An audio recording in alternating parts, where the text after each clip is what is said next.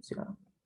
Entonces, tenemos nosotros lo que viene a ser el diseño tipo casos y controles no emparejados, que es lo que les estaba comentando. Ahora, podemos nosotros los diseños tipo casos y controles, como ven ustedes aquí en el diseño, podemos aumentar el ratio o la razón de controles por caso, ¿no? Algunas literaturas te van a decir que lo puedes aumentar hasta 4 controles por cada caso, otras literaturas son un tanto más conservadoras y te dicen que puedes aumentarlo de 3 controles por caso. Sí, sí. Eso de ahí es importante para que lo tengan en consideración, ¿no? El ratio que puede establecer de controles por caso. Entonces, eso es con una generalidad con relación a lo que viene a ser la parte del diseño de estudio, que fue lo que nosotros empleamos, utilizamos 2 controles por caso. Eso también es importante tener en consideración al momento de que usted vaya a realizar su cálculo de tamaño muestral. Cuando usted realiza su cálculo de tamaño muestral para lo que viene a ser un diseño de tipo casos y controles, el programa, el paquete estadístico, sea Melsergas, Depidad o sea el OpenEPI, le va a solicitar a usted, bueno, por favor ingrese la razón con la cual usted desea trabajar de controles por caso. Entonces, no olvidar este punto. Dentro del diseño también es importante hacer una descripción un tanto detallada de lo que viene a ser la población con la que usted va a trabajar, ¿no? Entonces, eso también es importante a resaltarse dentro de lo que viene a ser el diseño. En el diseño también se recomienda, ¿no?, enfatizar lo que vendría a ser el instrumento con el cual usted va a determinar la presencia o ausencia o va a cuantificar, por así decirlo, en caso de ser una variable cuantitativa, la variable desenlace. En este caso, estamos nosotros resaltando lo que vendría a ser el instrumento que se empleó para nuestra variable independiente, que era reflujo gastroesofágico. ¿Cuál fue el instrumento que se empleó? También tiene usted una cápita dentro de lo que viene a ser el proyecto, que es la parte de operacionalización de variables, que se debe esperar en el cual usted pueda mencionar, ¿no?, lo que vendría a ser el instrumento para cada una de las variables con la cual usted va a trabajar, ¿no? Tenemos lo que viene a ser la parte de procedimientos y variables. Dentro de lo que viene a ser el tema de procedimientos y variables, tenemos un componente importante, en el cual se espera que usted haga una breve operacionalización de las variables con las cuales usted va a trabajar, sea la variable cuantitativa, sea la variable dependiente o independiente.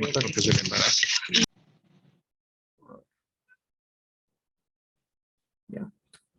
Todavía sí se... Ya. Ok. A ver, Brian, audio, por favor, palo. Ya. Entonces, con respecto a lo que viene a ser la parte de procedimientos y variables, un tema importante a tener en consideración viene a ser la operacionalización de las variables, principalmente de aquellas variables que son tanto la independiente como la dependiente, ¿no? Hacer una breve descripción acorde a su naturaleza, acorde a su nivel de medición, y este dato que es importantísimo, ¿no?, lo que viene a ser el instrumento de medición, ¿no? ¿Cómo es que voy a medir, cómo es que voy a categorizar, cuantificar mi variable, ¿no?, sea cualitativo o cuantitativa respectivamente? Es algo que también tiene que manifestarse en lo que viene a ser el tema de procedimientos y variables. También dentro de procedimientos y variables se recomienda incluir lo que viene a ser la fuente de información, ¿no? Fuente de información y la recolección de los datos. ¿De dónde es que usted sacó la información? Esa es la fuente de información. ¿Y cómo es que usted esa información la agrupó, la recolectó, ¿no? A través de una ficha de recolección de datos, a través de una encuesta, ¿no? ¿Cómo es que usted lo realizó de esta manera?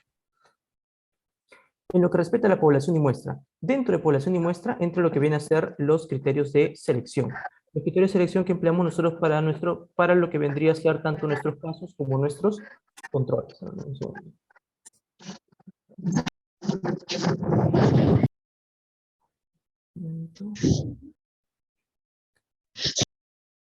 ¿Qué pasó? Ya está. Ok, entonces tenemos nosotros lo que viene a ser el componente de población y muestra. Disculpen, estaba silenciando un audio. Dentro de ese tenemos que incluir lo que viene a ser los criterios de selección, o sea, aquellas características que nosotros deseamos que tengan nuestros casos para los de inclusión y las que deseamos que tengan nuestros controles, ¿no? O aquellas características que no deseamos que tengan nuestros casos y controles respectivamente, ¿no?, los criterios de exclusión. Es un dato importante incluir dentro de lo que viene a ser población y muestra. Más allá de lo que viene a ser la parte de los criterios de selección, que estos son los de inclusión y exclusión, importante que recuerden ustedes que esas características no son características poblacionales. Voy a tener pacientes que tienen asma y pacientes que no tienen asma, dentro de los casos y controles, que van a tener, unos que van a tener, digamos, una característica que no quiero meter a mi trabajo, ¿no? van a haber pacientes dentro de esa población que van a tener características que no quiero ingresar a mi trabajo, ¿no? Y por eso los excluyo a las personas que tienen esa característica. Y van a haber pacientes que yo necesito que tengan ciertas características dentro de esa población para que ingresen a mi trabajo. E incluyo específicamente esas personas, ¿no? Eso es lo que hicimos en ese trabajo.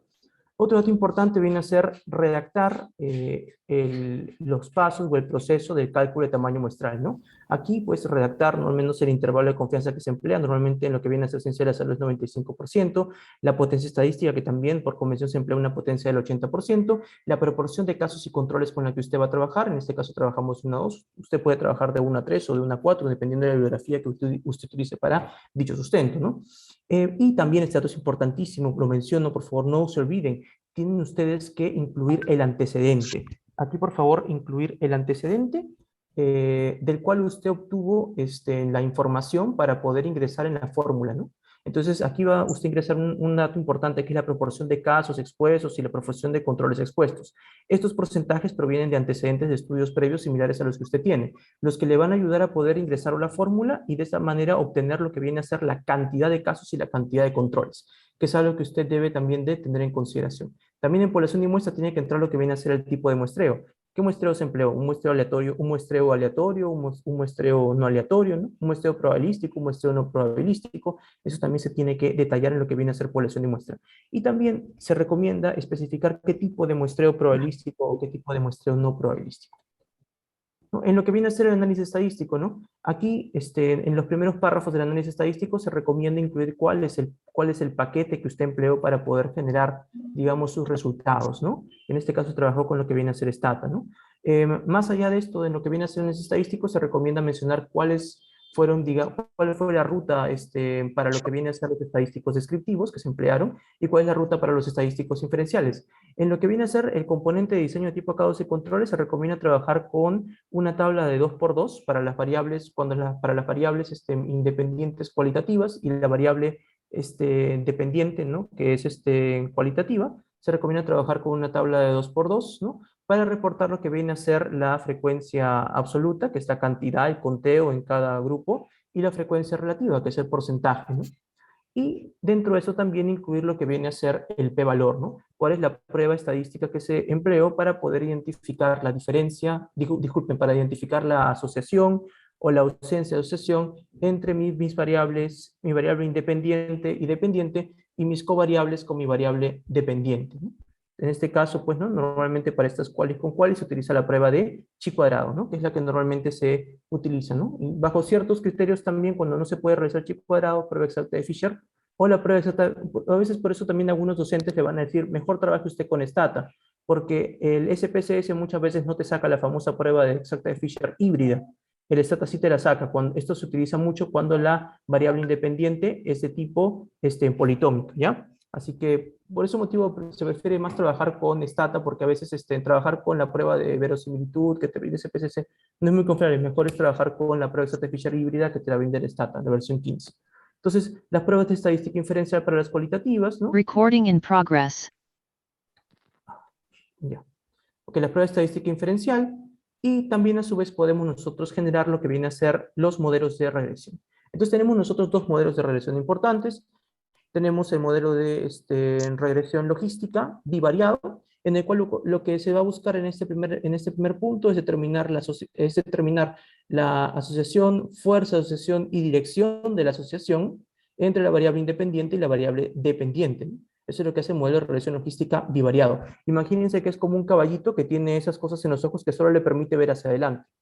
A diferencia de lo que viene a ser el modelo de regresión logística múltiple, ¿no? No multivariado, sino múltiple. El modelo de regresión logística múltiple lo que va a hacer es agarrar a tu variable independiente y dependiente, ¿no? Que le estás asociando, pero dentro de esa fórmula vas a ingresar también a las covariables, ¿no? A aquellas otras variables, ¿no? Que también pueden influenciar sobre el desenlace de tus dos variables, ¿no? Es por eso que se utiliza este modelo de regresión logística múltiple, ¿no? Ambos te van a dar un coeficiente que se conoce como el odds ratio. El modelo de regresión logística bivariado te da el odds ratio crudo y sus intervalos de confianza, y el modelo de regresión logística múltiple te da el odds ratio ajustado con sus respectivos intervalos de confianza, ¿no? Que viene a ser, pues, lo que se ha redactado aquí en la parte de análisis estadístico. En cuestiones éticas también es importante, ¿no? Hacer una descripción de la aprobación de trabajo, que tiene pues que describirse pues cuáles las asociaciones cuáles son las instituciones que han tenido que aprobar, la universidad, lo que vendría a ser el hospital, y también pues lo que vendría a ser la aprobación por parte del comité ético, que es algo que se solicita ahora en la mayoría de las revistas. Y a su vez también cómo se manejó la confidencialidad de los datos. Aquí están las tablas cruzadas, ¿no? Que se emplearon, que les comenté, ¿no? Aquí están la variable dependiente, la variable independiente con sus respectivas covariables. Podemos ver aquí lo que vendría a ser las frecuencias, ¿no? Y los conteos por cada variable, ¿no? Junto con su respectivo p-valor, ¿no? En este caso se utilizó para todos lo que viene a ser la prueba de chi cuadrado. Tenemos aquí un modelo de regresión logística para lo que vendría a ser ERGE con asma bronquial, ¿no? Para ERGE con asma bronquial, para lactancia materna interrumpida con asma bronquial, parto prematuro con asma bronquial, sexo masculino con asma bronquial, y esofagitis inducida por ERGE con lo que vendría a ser asma bronquial. Aquí está figurando el otro ratio, el p-valor del modelo de regresión del otro ratio y los intervalos de confianza establecidos para el otro ratio.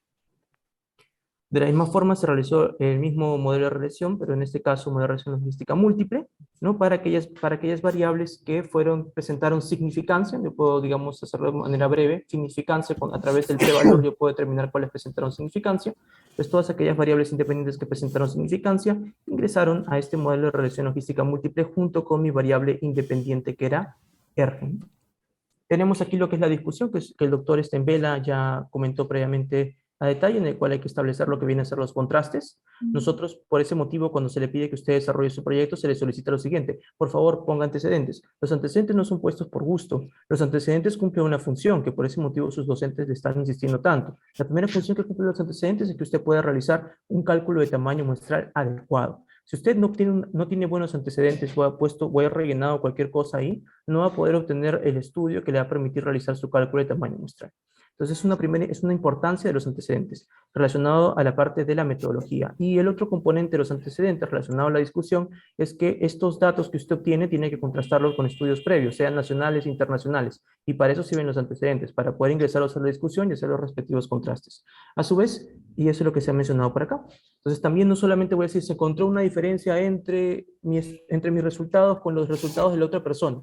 Eso no es un contraste, tengo que también brindar una suposición o utilizar también bibliografía para explicar por qué, quizás en un componente racial, en un componente socioeconómico, ¿no? Se presentaron las diferencias entre mi estudio con la de estudios previos, ¿no? Otro dato importante también a tomar en consideración es las limitaciones del estudio durante lo que viene a ser la discusión.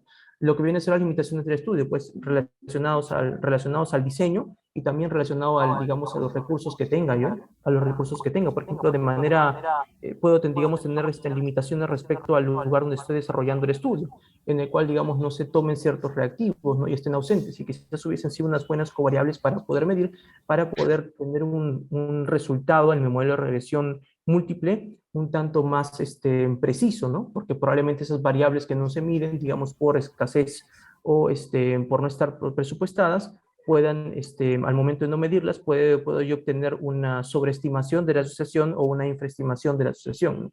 Entonces eso también es importante tener en consideración las limitaciones del estudio. Muy bien, eso vendría a ser todo con relación a mi parte. Muchas gracias, doctor Vela. Muchas gracias, magíster Juan Carlos Roque.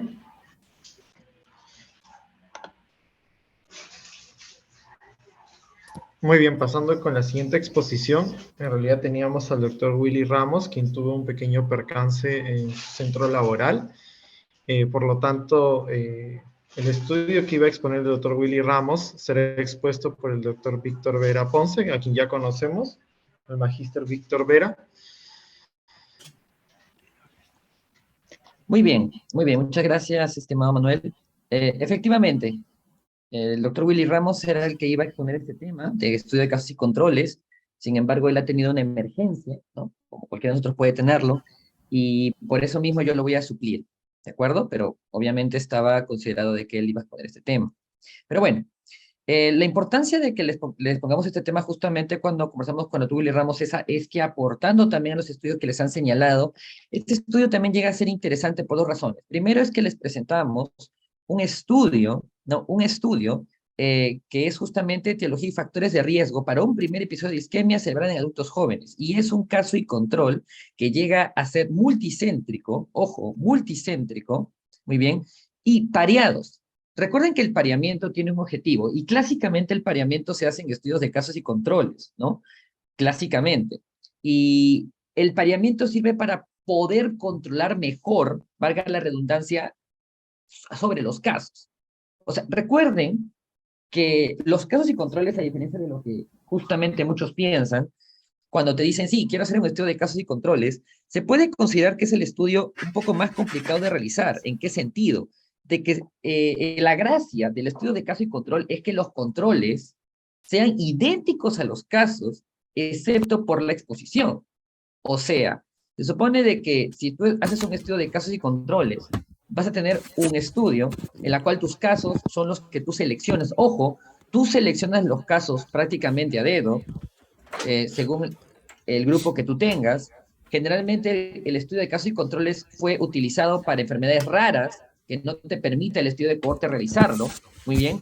Y los controles, tú tienes varias maneras de elegirlo. Ya como Magíster Roque y Magíster Manuel Vela han mencionado, ¿cierto? Entonces, incluso el número de casos, el número de controles por casos también. Entonces, aquí lo primero que quiero señalarles es que el estudio del doctor Willy Ramos, investigador del INICIP, tenía acá constituido solo 30 pacientes. Ojo, ¿por qué tan poco? Porque es lo que hay. Recuerden que la gracia de un estudio de casos y controles es que es un estudio que tiene pocos casos. Y para aumentar la potencia del estudio, ya que eso tiene que ver mucho con el tamaño de muestra, se escogió 60 controles, o sea, quiere decir 2 controles por cada caso.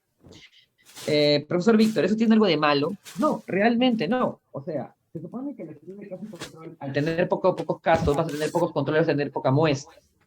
Eso tiene bastante que ver metodológicamente, incluso estadísticamente, porque el odds ratio tenía la peculiaridad de que la prevalencia del caso tiene que ser menos del 10% para poder asimilarse mucho al riesgo relativo para su lectura. Entonces, no es de sorprender que solamente tengas 30 casos. Pero ¿cómo hago para aumentar la potencia del estudio? Aumento los controles. ¿Hasta cuánto puedo aumentar los controles? Bueno, realmente hay mucha discrepancia. Clásicamente se dice que deben ser máximo 4 controles por cada caso. Ese es el primer punto. Lo que más quiero señalarles acá es cómo se hizo el estudio. A ver, cuando uno va a hacer un estudio de casos y controles, tiene la peculiaridad de que tú necesitas comenzar con los casos, ¿cierto? O sea, todos tienen la etiología, todos tienen el evento. Los casos lo tienen y los controles no lo tienen, ¿cierto? Y tú vas hacia el pasado. Tú vas hacia el pasado. ¿A qué tan atrás voy yo? Bueno, a diferencia de una cohorte retrospectiva, ¿no? Como la semana pasada ustedes vieron, en la cohorte retrospectiva sí te consta en qué momento hacia el pasado ellos no tenían la enfermedad, el evento. Por ejemplo, tengo hipertensos no hipertensos, y en una corta retrospectiva solamente uso la data hacia el pasado y yo sé dónde, en qué momento ellos no tenían hipertensión. La pregunta del millón, ¿cómo sé que no tienen hipertensión? Porque tengo datos, medida de presión arterial, antecedentes, autorreporte donde ellos no tienen hipertensión. Y luego de un tiempo, obviamente desde el tiempo pasado, regreso nuevamente hacia el presente, ¿no? Me doy cuenta quiénes desarrollaron la hipertensión. Acá, en los casos y controles, yo no sé cuándo ellos, tengo que teorizar cuándo ellos comenzaron con el evento. Su primera diferencia. O sea, quiere decir que yo tengo que estar casi seguro, según la historia natural de la enfermedad, qué tanto al pasado me debo ir. ¿Qué tanto al pasado me debo ir? Porque se supone que yo debo llegar a un punto en el cual ellos no tenían el evento. Los casos no tenían el evento. Entonces, ahí pregunto, ¿has estado expuesto a tal cosa? ¿Has estado expuesto? Y ahí es donde se supone que me dice sí, no, y al final tengo mi famosa tabla 2x2, ¿cierto? Entonces, el caso y control, por historia natural de la enfermedad, tengo que determinar qué tanto me voy al pasado. ¿Qué tanto me voy al pasado? ¿Y cuál es lo interesante de este estudio? Que justamente ellos seleccionaron, ¿no? Ya los pacientes entre 18 y 50 años, muy bien, y los casos incidentes del primer episodio de isquemia cerebral. ¿Cuál es lo interesante? Si se dan cuenta, lo que ellos hicieron, ¿no? porque han tenido el estudio para poder echarle un ojo, pero les voy explicando.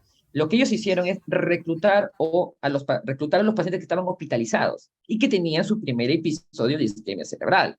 Pero ¿qué es lo interesante? Que sí te consta, o casi te consta, que hace una semana ellos no tenían episodio, incluso hace un par de días. Eso ya te da una mayor facilidad de poder hacer un estudio de casos y controles. La pregunta del millón: ¿por qué ellos no hicieron una corte retrospectiva? Porque no tienen evidencia, no tenían datos al inicio. Recuerden que la corte retrospectiva sí tiene datos al inicio. Pero lo interesante de este estudio de casos y controles es que manejas bien la historia natural de la enfermedad, porque sabes casi con exactitud que hace una semana, hace incluso 3 días, no tenía el episodio isquémico. O sea, ¿qué quiere decir? Que los estudios de casos y controles se manejan bien con episodios agudos, porque sabes bien que antes no lo has tenido. ¿De acuerdo? Hay que ver muy bien cuál. Por ejemplo, he visto casos y controles con neumonía, pero hay que tener mucho cuidado. Hay que tener mucho cuidado con cuánto tiempo quieres ir atrás, porque recuerden que la neumonía no inicia en el momento en que el paciente llega a emergencia, sino inicia 3, 4 días antes, ¿no? Pero, por ejemplo, esto es interesante y esto es lo que hace bastante interesante el tema, ¿no? Lo que hace que hayan controlado bien ese tema de los casos y los controles. Bueno, en este caso los casos y la periodicidad. Y lo que hicieron fue justamente analizar los factores que tenía el paciente y que había sido tomado en hospitalización. Estos factores son, como pueden ver acá, vamos a ver un momento. Acá, por ejemplo, dislipidemia, obesidad, tabaquismo, alcoholismo. Entonces, ¿qué también aquí es interesante? Que ellos sabían que estos episodios lo han tenido antes del episodio isquémico.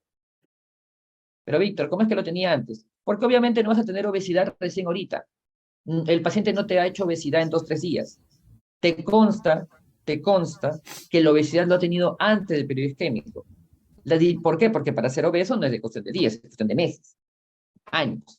Lo mismo con tabaquismo. Ni modo que se haya puesto a fumar, muy difícil que se haya puesto a fumar 2 días antes que tuviera el episodio. Puede ser posible, yo no digo que no, pero digamos que lo frecuente es que no, que haya tenido ya tiempo. Muy bien, entonces, de esa manera, evaluando los factores, ¿no? Los posibles factores que son de riesgo, ojo, ya seguramente lo deben tener claro, pero los factores de riesgo que ustedes van a señalar para su estudio tienen que ser avalados por la evidencia. Quiero que tal cosa sea un factor. Perfecto, sería bacán que me cites, ¿no? Sería interesante que me cites de dónde has obtenido esa información. No, profesor, yo creo. Bueno, no está mal también, pero debe haber cierta evidencia, porque ustedes justamente están en el punto clave en el hospital donde ven lo frecuente o ven y de ahí crean hipótesis, ¿no? Mire, yo estoy viendo que los que tienen este factor se están hospitalizando más y ahí sí crean sus hipótesis y ese es su trabajo. Muy bien. Y finalmente, ¿no? Aquí se demuestra los valores P, ¿no? Los valores P, los odds ratio, ¿no? Los odds ratio y los valores P con su intervalo de confianza. Hay una pregunta que es interesante, ¿no? Si se dan cuenta, miren, 28,38% y miren este super mega recontra archi intervalo de confianza. Esto es frecuente, ¿ah? O sea, es frecuente incluso en temas de tesis. En temas de tesis es frecuente. O sea, hay tesis donde se muestra esto. Ahora, la pregunta del millón es, ¿por qué tienes este gran intervalo de confianza? Esto invalida tus resultados. No se escucha bien, perdón. Ya, a ver. ¿No se escucha bien? Ya, a ver, voy a tratar de usar la voz. Si no me vuelven a repetir, por favor, gracias por avisarme. A ver, la pregunta del millón viene acá. El trabajo tiene unos mega recontra hiper H intervalos de confianza, desde 3 a 231. Ya, si uno quiere interpretarlos, quiere decir de que el riesgo, bueno, vamos a interpretar con riesgo, ¿eh? Porque ya los más metodológicos, ya los más puristas, obviamente no están de acuerdo con interpretarlo como riesgo, pero para ustedes, ¿no? Para la clínica, que es lo que realmente nos importa, ojo, para la clínica, interpretenlo como riesgo. Punto. O sea, esto es un odds. Odds. ¿Ok? Es un odds. Pero quiero ser claro, para el purista, el teórico, esto se interpreta como que los odds de los que reciben anticoncepción tienen 28,38 veces los odds de, ¿no? Presentar el primer episodio isquémico. Sin embargo, no nos sirve para la práctica clínica, no nos sirve para el paciente la palabra odds. Ni siquiera uno lo va a interpretar bien. Y quien dice la palabra razón de momios o posibilidad tampoco es de acuerdo, tampoco es correcto. O sea, posibilidad no es un sinónimo de odds. Entonces, Victoria fue, ¿cómo lo interpreto? Interprétalo como riesgo. Interprétalo como riesgo. Si es un buen paper, si es un buen escrito, si es un buen manuscrito, la prevalencia de ese episodio es menos del 10%, como acá. Entonces, interprétalo como riesgo y eso se entiende mejor.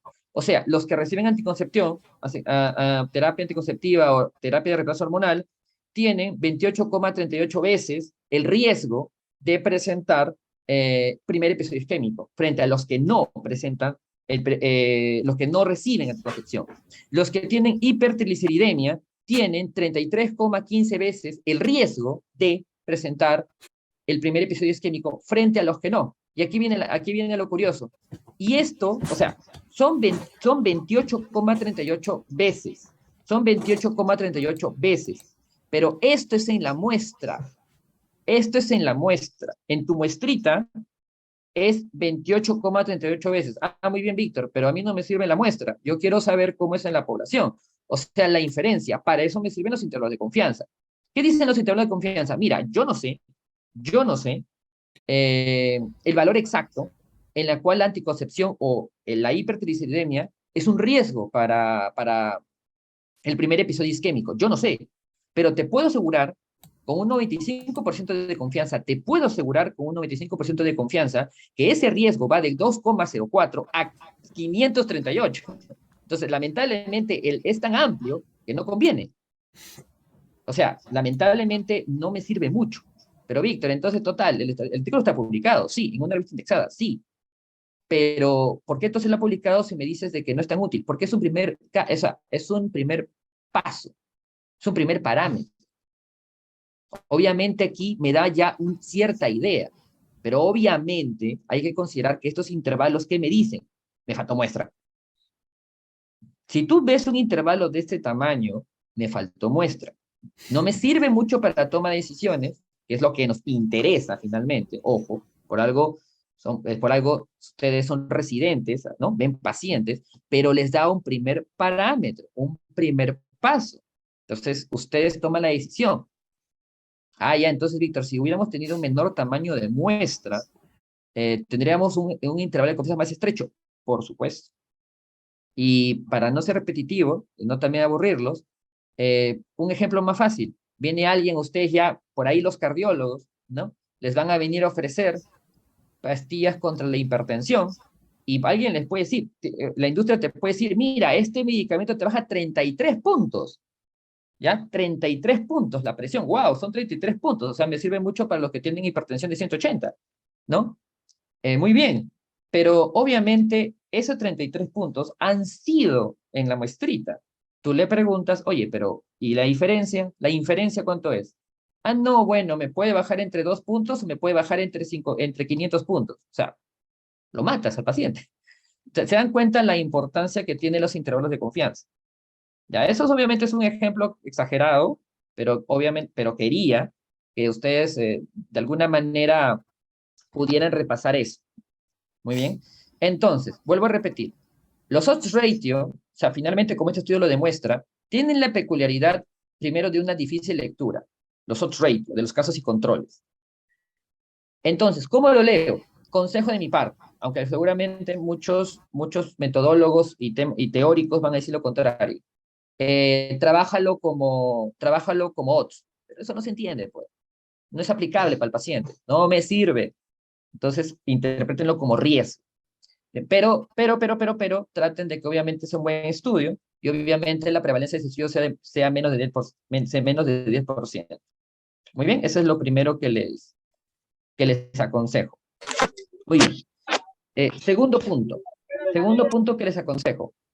El tema de que, el tema de que ustedes, cuando van a hacer un estudio de casos y controles, tengan en cuenta que los casos, ustedes los van a escoger casi a dedo, porque se supone que hay pocos, ¿no? Se supone que hay pocos. Muy bien. Y hay un micro prendido.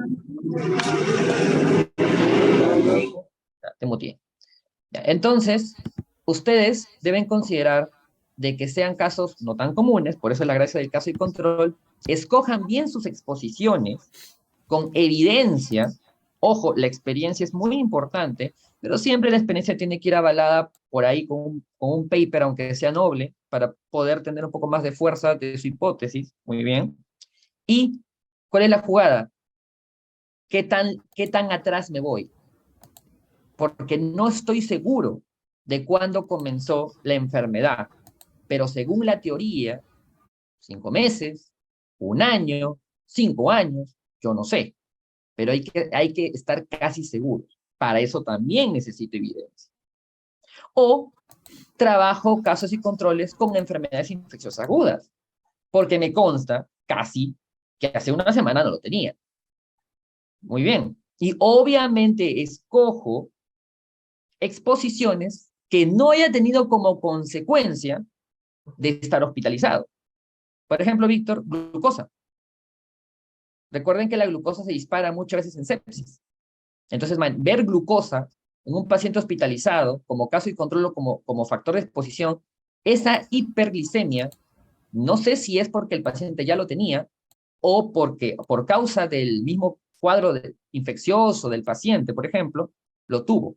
Pero obviamente eso ya se los dejo a criterio de cada uno porque por algo es el campo que ustedes manejan más. Muy bien, entonces eso sería todo. Muchas gracias por la atención.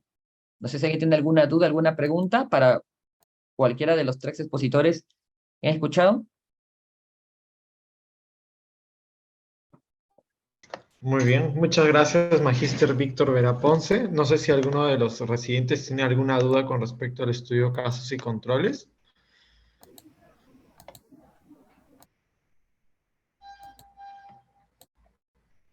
Recordarles que ya estamos en la antepenúltima semana. La próxima semana es la penúltima y terminamos con la quinta semana, que es el examen teórico y la presentación de proyectos de investigación. Muy bien, no hay ningún residente que tenga alguna duda, entonces pasamos a la parte práctica y nuevamente agradecemos a todos los ponentes y en representación de nuestro coordinador del curso, el doctor Johnny de la Cruz, quien les mandamos un afectuoso abrazo a cada uno de ustedes para comenzar la clase práctica.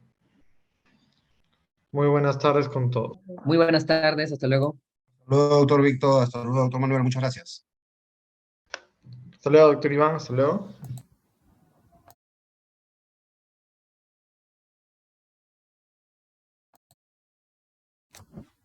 Buenas noches. Hasta luego. Recording stopped.